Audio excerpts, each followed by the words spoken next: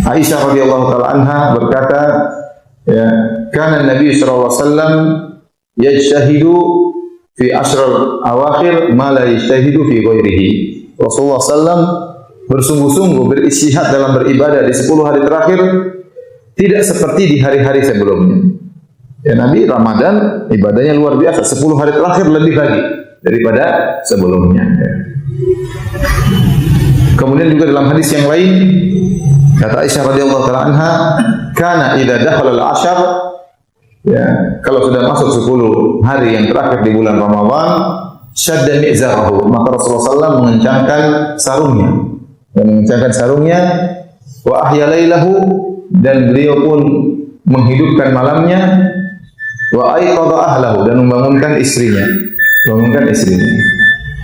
Ini dalil 10 hari terakhir di bulan Ramadan dianggap spesial oleh Nabi SAW. Yang pertama, syadda mi'zarahu, Rasulullah SAW mengencangkan sarungnya. Kata para ulama, maksudnya Rasulullah SAW tidak menggauli istrinya sama sekali. Ya, ini menunjukkan bahwasanya 20 hari sebelumnya Rasulullah SAW masih menggauli apa? Istrinya. Ya, masih menggauli istrinya, masih tidur bersama istrinya, masih menggilir istrinya sesuai dengan giliran jatah nginap beliau. Tapi sudah masuk 10 hari terakhir, Rasulullah SAW sama sekali tidak menggauli istri-istri beliau. Kemudian wa ahya lailahu, Rasulullah SAW menghidupkan malamnya. Maka apa yang dimaksud dengan menghidupkan malamnya ada dua pendapat. Intinya ada dua pendapat di kalangan para ulama. Pendapat yang pertama bahwasanya Rasulullah SAW begadang, tidak tidur sama sekali. Ya. Dan ini didukung dalam sebuah hadis, namun hadisnya sanadnya dhaif dalam Musnad Imam Ahmad. Ya.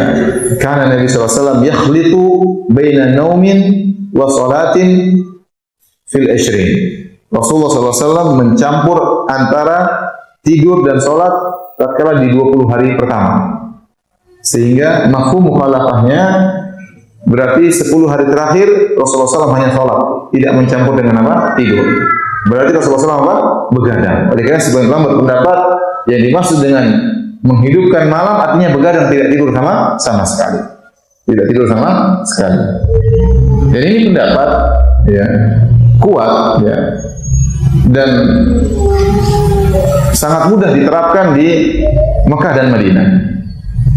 Kenapa? Karena orang-orang di Mekah dan Madinah tidak berkesempatan untuk tidur di malam hari. Kebanyakan antum misalnya ke Mekah atau Madinah, salat 10 hari terakhir 2 ronde. Ronde pertama 20 rakaat, ronde kedua 13 rakaat. Salat dimulai kemarin azan Isya ya, jam 9. Azan Isya jam 9. Sudah selesai salat Isya taruhlah jam 9.20. Di situ kemudian salat tarawih. Salat tarawih ronde pertama 20 rakaat selesai sudah jam 11. Jam 11. Nanti ronde kedua mulai jam 1 kurang seperempat. Dulu zaman saya masih mahasiswa, salat qiyamul lail yang ronde kedua dimulai jam 1. Jam 1 selesai nanti jam 3 seperempat. Jam 3 seperempat. Padahal kalau dulu sahur masih mungkin setengah 5, sekarang sahur jam azan subuh jam 4 lewat 5. Jam 4 lewat 5. Nah, kalau selesai salat 3 seperempat, waktu tinggal sekitar 50 menit antara selesai salat sampai apa? Azan subuh. Terus bagaimana caranya? Belum lagi keluar dari halaman masjid, belum nunggu istri-istri ada di mana ya. Terus kapan makan sahurnya? Oleh karenanya saya kalau tidak salah sekarang dimajukan waktu salat malamnya. Tadinya jam 1, sekarang jadi jam 1 kurang seperempat. Ya, dengan harapan jam 3 sudah selesai. Berarti antara selesai salat ronde kedua dengan azan subuh tinggal satu jam. Nggak ada sempat untuk tidur. Jadi benar-benar orang-orang kalau beribadah di Mekah dan Madinah tidak bisa tidur. Dan memang tidak bisa untuk tidur. Gimana mau tidur? Ya. Jam 1 tunggu sampai jam 11 selesai ronde pertama sampai 1 kurang seperempat cuma 1 jam 45 menit. Itu pun nggak sempat. Ya. Kemudian setelah itu, kalaupun tidur paling 15 menit, tapi banyak orang nggak tidur. Kemudian sampai salat malam selesai, tunggu subuh juga nggak tidur. Jadi mereka bisa menghidupkan malam di 10 hari terakhir. Dan di antara yang paling afdal menghidupkan malam adalah dengan salat malam, dengan salat tarawih. Karena Nabi SAW diriwayatkan Rasulullah SAW pernah sholat tarawih bersama sahabat 3 hari.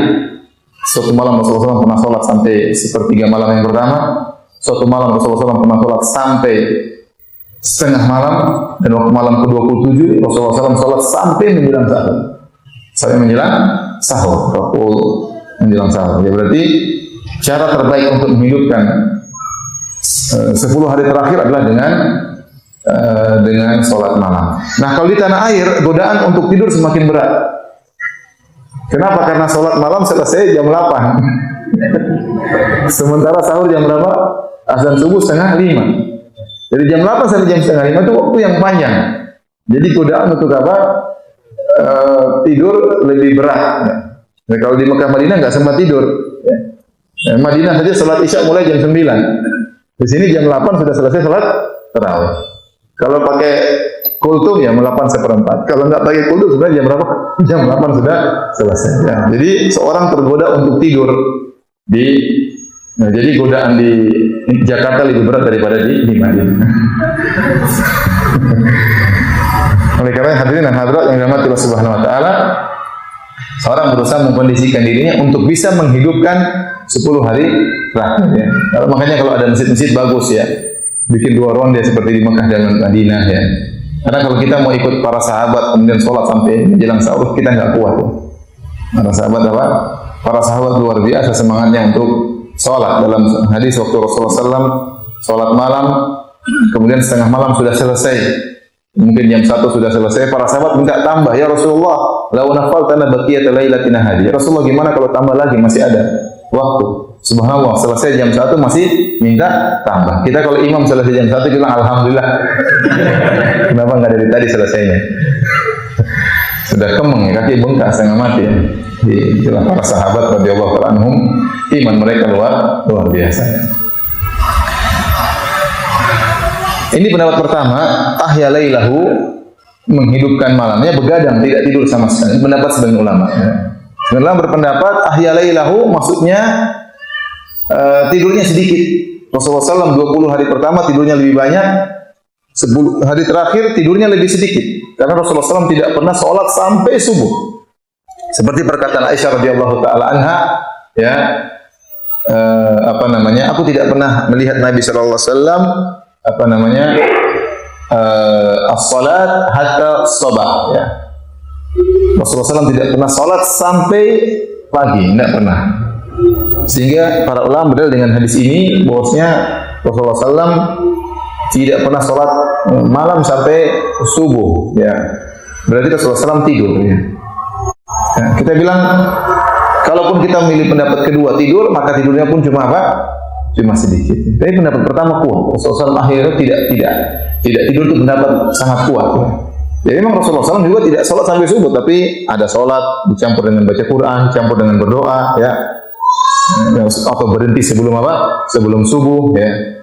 Jadi intinya pendapat yang mengatakan begadang itu juga pendapat yang sangat kuat.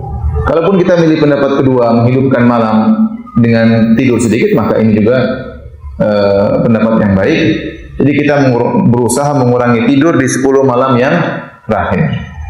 Namun kenyataannya, mengurangi tidur di 10 malam yang terakhir tidak mudah pada sebagian orang. Sebagian orang di 10 hari terakhir masih kerja. Ya, kerja, kemudian dari pagi jam 8 sampai sore, ya. Terus kalau malam suruh begadang lagi, besok nggak kerja. Nggak mungkin, malam begadang kemudian besok kerja, ya. Kita bilang fattaqullaha mastata'tum, bertakwa semampunya. Kalau ternyata nggak bisa begadang, ya udah tidur. Ya. Ustaz, 1 jam nggak cukup tidur, ya udah 2 jam. Nggak cukup lagi Ustaz, ya udah 3 jam. Nggak cukup lagi 4 jam. Nggak cukup lagi 5 jam. Ya udah mau gimana lagi? Allah Maha tahu. Kita punya kewajiban, sebagian kita punya kewajiban harus cari nafkah di siang hari. Jadi maksud saya berusaha bertakwa kepada Allah semampunya. Kurangi tidur bukan untuk Facebookan, ya, enggak. Kurangi tidur untuk baca Quran, untuk berdoa kepada Allah Subhanahu wa taala 10 hari yang terakhir. Kemudian Aisyah mengatakan wa aiqadha ahlahu. Di 10 hari terakhir Rasulullah SAW membangunkan istrinya, membangunkan keluarganya. Apakah Rasulullah SAW sebelumnya tidak membangunkan keluarganya, kita katakan Rasulullah SAW selalu membangunkan keluarganya. Dalam hadis-hadis Rasulullah SAW membangunkan Aisyah untuk salat malam. Ya, Rasulullah SAW yang memotivasi kita untuk membangunkan istri. Rasulullah SAW rahimallahu imra'an qama minal lail fa shalla wa ayqadha ahlahu fa shallat fa in abad nadhaha ala wajhiha al-ma'. Semoga Allah merahmati seorang suami yang bangun malam kemudian salat malam, membangunkan istrinya untuk salat malam, kemudian istrinya salat malam. Allah rahmati lelaki seperti ini. Kalau istrinya enggan salat malam, maka dia percikan air di wajah istrinya. Ini Rasulullah SAW menyuruh kita untuk bangunkan istri salat malam. Apalagi beliau, tentunya beliau mempraktekkan apa yang beliau anjurkan. Oleh dalam hadis Rasulullah SAW kalau salat malam, kemudian beliau ingin witir, maka beliau bangunkan Aisyah. Beliau bangunkan apa? Aisyah. Ya. Karena witir Nabi terkadang 3 rakaat, terkadang witir Nabi 5 rakaat, terkadang witir Nabi 7 rakaat, terkadang witir Nabi 9 apa? Rakaat. Ya. Jadi kalau beliau mau witir, ya, mungkin sudah menjelang subuh, maka Rasulullah SAW bangunkan Aisyah untuk apa? Untuk salat. Ya. Nah, Aisyah salat sendiri, Nabi juga salat sendiri. Ya. Jadi hari-hari selain Ramadan juga Rasulullah SAW bangunkan istrinya. Ya. Dalam hadis yang lain kata Rasulullah SAW, man yuqidu sawahibul hujurat. Siapakah yang bangunkan para penghuni hujurat, yaitu istri-istriku. Jadi istrinya dibangunkan untuk salat malam. Namun 10 hari terakhir ada penjelasan dari Aisyah, Rasulullah SAW membangunkan istrinya, menunjukkan Rasulullah SAW membangunkan istrinya lebih awal untuk salat malam. Jadi kalau kita biasa bangunkan istri kita setengah jam sebelum subuh, sekarang kita rubah, kita bangunkan jam 2, bangunkan jam 3 ya. Untuk berdoa, bangun salat malam, berdoa ya. Berdoa kepada Allah Subhanahu wa taala, terutama malam-malam ganjil yang kita harapkan Lailatul Qadar ya. Jadi jangan lupa untuk bangunkan istri ya. Ya sekarang alhamdulillah cara bangunkan gampang. Antum misalnya iktikaf, ya udah pesan sama istri jangan matikan HP, malam ditelepon ya. Telepon jam 3 telepon istri. Jangan lupa setengah 4 telepon lagi, jangan istri ya terus tidur tidur lagi. Cek setengah 4 masih bangun enggak? Setengah 4 telepon lagi. Salat enggak? Ya, salat. Jadi harus kerjasama bilang istri, ya, saya akan bangunkan kamu. Jangan matikan apa? HP. Kecuali kalau istri sakit, kalau istri lagi lemah ya, itu lain cerita. Tapi asalnya kita berusaha bangunkan istri sebagaimana dijalankan oleh Nabi SAW. Ini semua menunjukkan 10 malam terakhir adalah malam-malam yang spesial. Terutama di antara 10 malam terakhir itu ada satu malam yang namanya malam Lailatul Qadar. Malam Lailatul Qadar. Ini malam sangat spesial. Karenanya malam tersebut dicari oleh Nabi SAW. Nabi SAW pernah iktikaf dalam hadis Abu Sa'id Al-Khudri radhiyallahu anhu. Rasulullah SAW pernah iktikaf sebulan penuh untuk mencari Lailatul Qadar. Karena Rasulullah SAW waktu itu belum dikabari oleh Allah kapan Lailatul Qadar. Hanya dikabarkan oleh Allah di bulan Ramadan. Maka Rasulullah SAW iktikaf 10 malam pertama. Kemudian ternyata tidak ada Lailatul Qadar. Rasulullah SAW melanjutkan lagi 10 malam kedua. Ternyata tidak ada juga Lailatul Qadar. Setelah itu Rasulullah SAW melanjutkan 10 malam ketiga. Allah kabarkan Lailatul Qadar berada di 10 malam yang ketiga. Baru Rasulullah SAW suruh para sahabat untuk iktikaf bersama Nabi SAW. Jadi pernah sebulan penuh Rasulullah SAW iktikaf dalam rangka mencari malam yang sangat istimewa ini, malam Lailatul Qadar. Ya.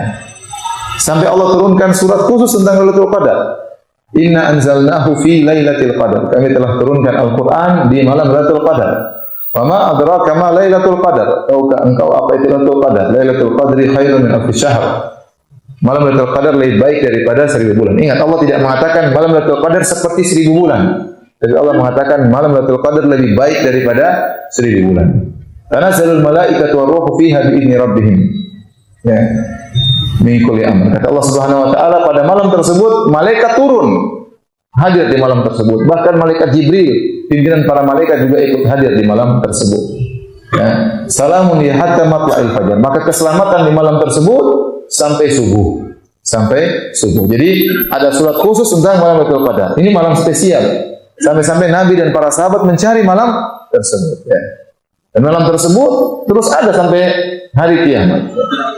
Oleh karenanya, ya, karena saya dengar ada sebagian orang berpendapat Lailatul Qadar cuma di zaman Nabi, sudah enggak ada lagi. Jadi mereka tidak pernah cari-cari Lailatul Qadar. Tidak benar, karena para sahabat setelah meninggalnya Nabi SAW, mereka masih terus mencari apa? Malam Lailatul Qadar. Masya